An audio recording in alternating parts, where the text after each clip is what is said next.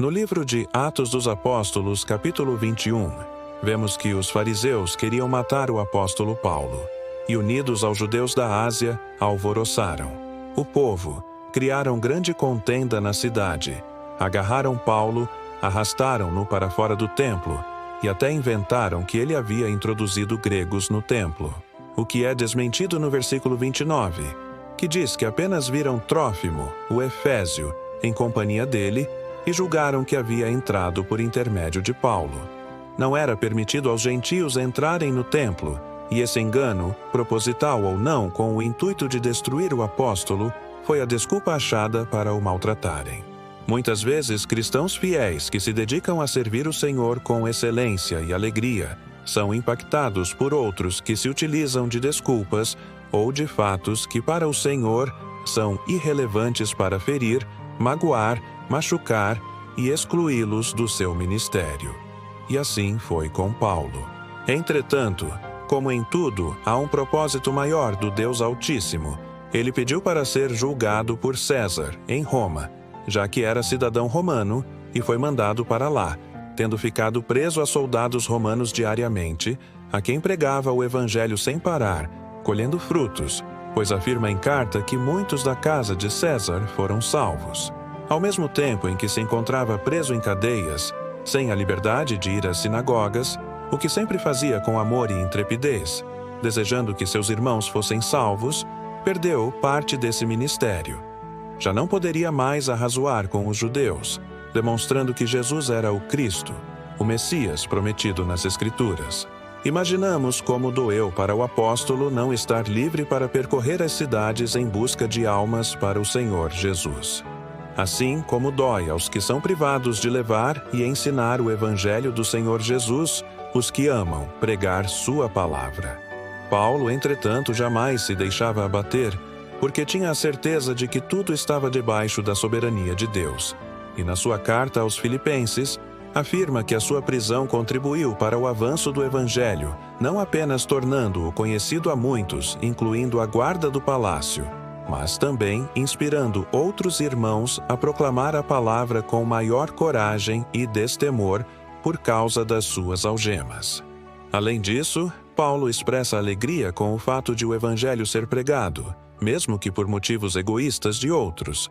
Os que realmente amam, estudam e ensinam a palavra do Senhor se regozijam quando ela é anunciada, mesmo que quem a leve não veja o resultado imediato, mas sabe que foi plantada e que o Deus Pai concederá glória às ovelhas de Cristo para que nele creiam. Por isso devemos levar sua palavra a todas as nações para que, pela graça, mediante a fé em Jesus, muitos sejam alcançados e recebam a vida eterna. Paulo mostra na segunda carta a Timóteo capítulo 2, versículo 9, que ele está preso em algemas, mas mesmo preso e sofrendo por causa do Evangelho. Afirma que a palavra de Deus é livre e não pode ser impedida, pois é viva, eficaz e continuará a alcançar muitos para a salvação.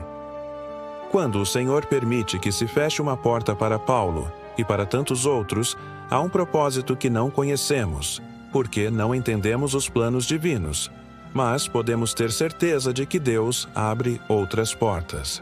Através da sua prisão, Paulo levou a guarda de César ao Senhor Jesus e ainda escreveu as 4 cartas da prisão: Efésios, Filipenses, Colossenses e Filemon. Essas cartas abordam temas como a unidade da Igreja, a supremacia de Cristo, a alegria em meio à adversidade e a importância do perdão e da reconciliação.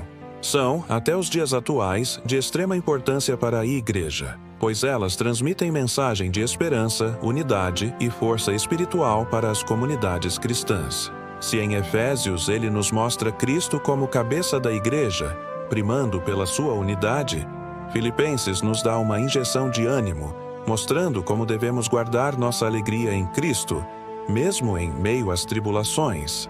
Já Colossenses mostra a supremacia de Cristo e alerta a Igreja quanto aos falsos mestres e falsos ensinamentos vindos dos lobos vorazes, que ele profetizou que viriam. Filemon é a carta do perdão e da reconciliação, muito útil para a Igreja em todos os tempos. com ensinamentos para o nosso relacionamento com o próximo, de acordo com o que nos manda fazer o Senhor Jesus. Portanto, se você se sente preso de alguma forma, não podendo espalhar a mensagem de salvação, olhe para Paulo e veja a maravilhosa porta que Deus abriu para que hoje tivéssemos seus ensinamentos. Os propósitos de Deus não se resumiam apenas à palavra levada àquelas igrejas, naquela época, mas à Igreja de Cristo que permanece viva há 2000 anos. Um ensinamento que se mantém vivo até hoje. O que seria de nós hoje se não tivéssemos suas epístolas? Como saber como agir em determinadas situações em que precisamos da orientação da palavra de Deus? Como entender o amor perdoador sem a carta a Filemon? Como viver a alegria que Filipenses ensina se ela não fosse escrita? Confie em Deus, porque Ele é soberano e sabe o que faz. E quando faz, por pior que possa parecer, é perfeito, pois existe um plano, um propósito e você está nele. Apenas confie e siga o caminho, porque o mais Ele fará. Lembre das suas promessas e olhe sempre para o Cristo que adoramos. Não o Jesus que viveu e morreu, mas o que morreu e está vivo, reinando, soberano, para sempre, eternamente. Amém.